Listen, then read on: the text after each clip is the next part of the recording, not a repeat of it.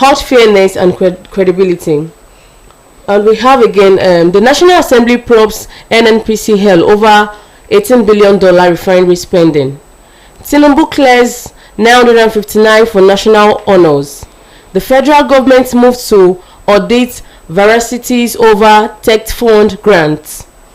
And we have again Tinubu pardons Abat Macaulay, Vatsa, Farouk Lawal, 172 and 172 others too. We have another one. Police back down on tinted glasses enforcement. Policeman forgot cap in Ogun student's car after extortion. Tinubu Oshun months as Christopher Kolade died. So we'll be looking more on Amik Pito face tough test as a new INEC chairman. Okay. Yeah. So good morning, Lagos. On the front page of the Punch today, the main headline for today for the Punch is Tinubu faces tough. Amopito rather faces tough test as new INEC chair. The writer there says that opposition warns against partisanship, demands urgent reforms. Tinubu APC defend appointment, urges fairness and credibility. So yesterday we gave that report yesterday that the INEC. So it is hopeful that Amopiton will outlive the achievement of Mahmoud Yakub. There have been a lot of criticisms, as regards to last election from Nigerians concerning what the way INEC executed the 2023 presidential election. A lot of Nigerians were dissatisfied. A lot of Nigerians were not happy as how that election, the 2023 general election. A lot of Nigerians were not happy. So let us see if there have been a lot of controversy in the INEC. At least I remember vividly. About 2 days to that election, the immediate past chairman of the INEC, Mahmoud Yakubu, promised Nigerians that as we are voting, the result will be transmitted live on their server, on their system, but the results must be credible. So Professor Amupiton, like they say, to whom much is given, much is expected. So Nigerians are banking on you. Nigerians are looking up to you. We don't want another story as regards general elections any longer. You are a new man. I am sure that he has been studying. Amopiton has more experience with his credentials. With his credentials, So we are hoping to see a better thing. Yeah. The upcoming election coming up 2027. I want to believe that he has been studying elections since 1999. Yes. He has known the flaws of the INEC. He has known what need to be done and what not need to be done. So we are still observing him here at Overt Radio. We are still observing him. Nigerians are still observing him. Those in the opposition parties are still observing him as well. So that is that. But later today we'll be digging deep his profile. In our current affairs.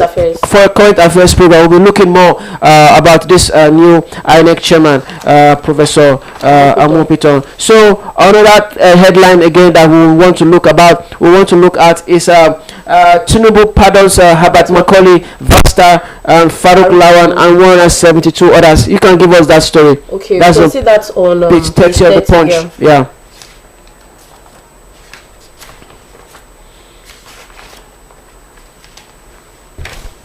Page 30. Okay, here, there's it. Okay. President Bola Tinubu on Thursday granted posthumous presidential pardons to the late nationalist Abat Macaulay and the former Minister of Federal Capital Territory.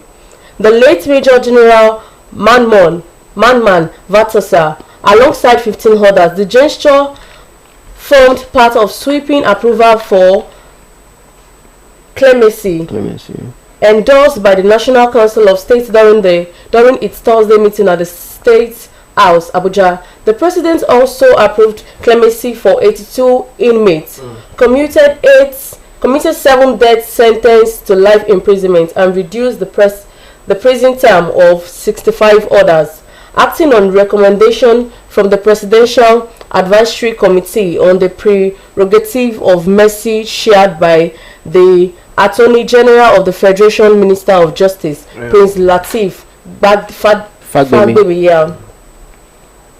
Yeah, read on. Let's see. Okay. He said Major General Mamman Gia Vatsa, sentenced to the death over a treason change in 1986, has received a posthumous pardon from President Bola Tinubu. Read a statement by the President's Special Advisor on Information and Strategy, Bayo Ononuga.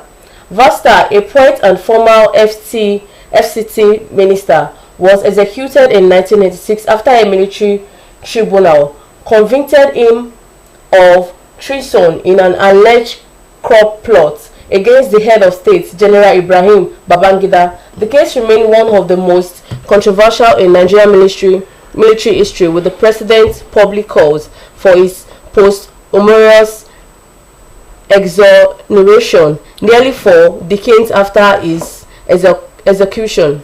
Okay, all right, thank you very much. So we gave this news yesterday. Tinubu pardons Herbert Macaulay, Vasta, Farouk Lawan, and 172 others. Okay, so I think the president has the right to do that.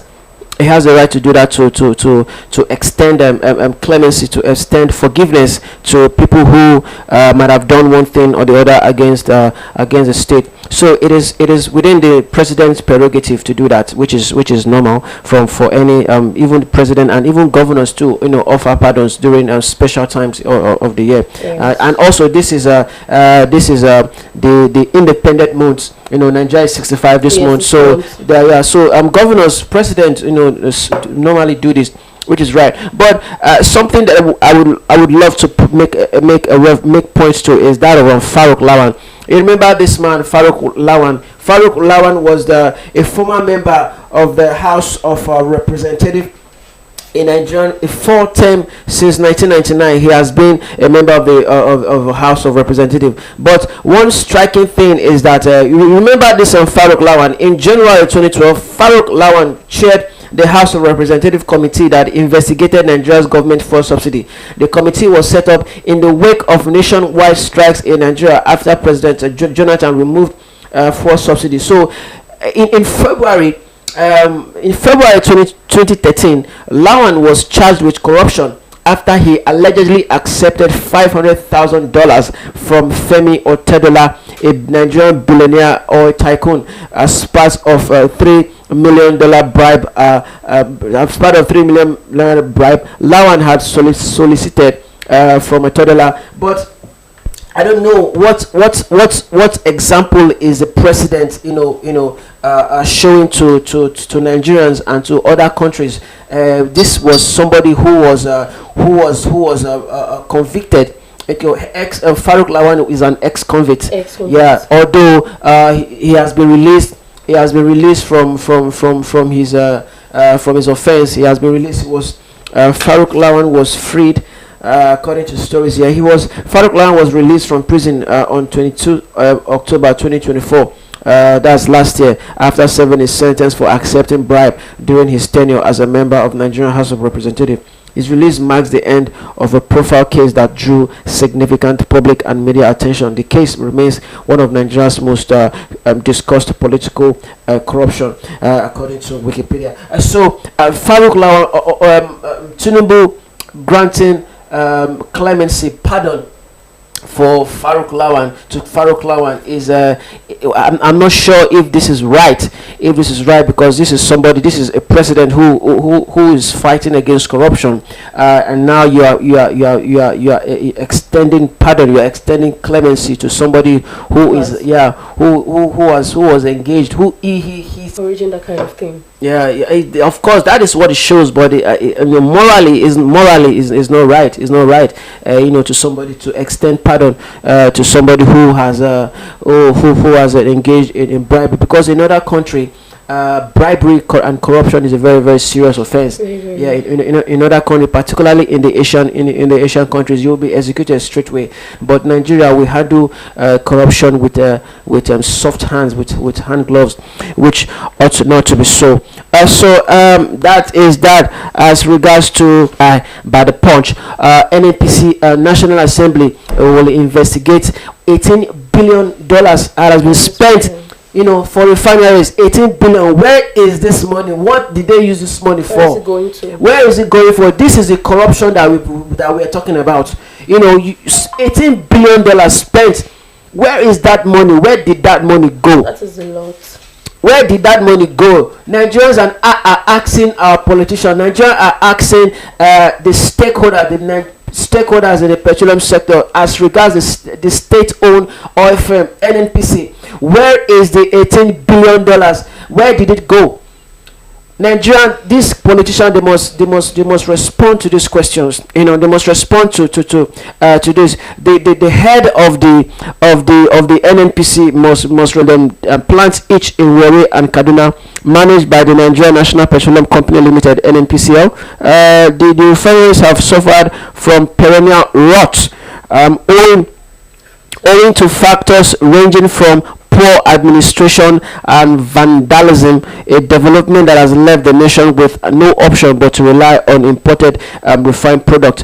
Recently, billionaire businessman Aliko Dangote argued that chances of the refineries bouncing back were slim, even as the group chief executive officer of the NNP, Bayo Ojulari, stated that selling off the national asset would not be ruled out.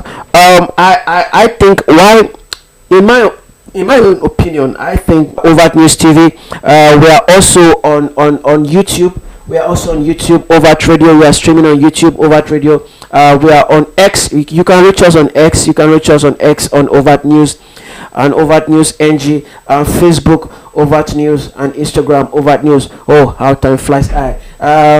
It's 27 gone past the hour of 8 o'clock. So let's quickly touch some headlines on the Vanguard.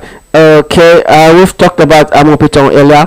We've talked about the clemency, accommodation crisis. Okay, yeah, this is also a very, very important thing that we must touch on.